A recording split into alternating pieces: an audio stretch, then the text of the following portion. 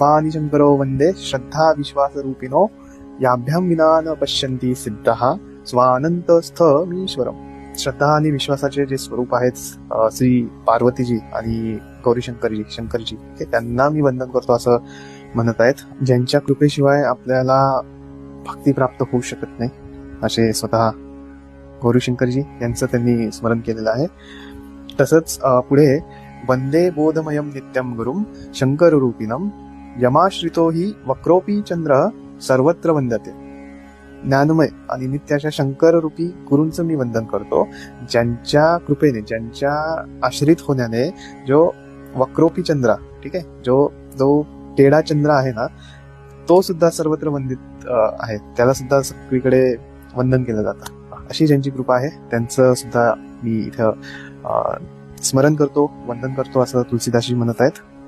पुढे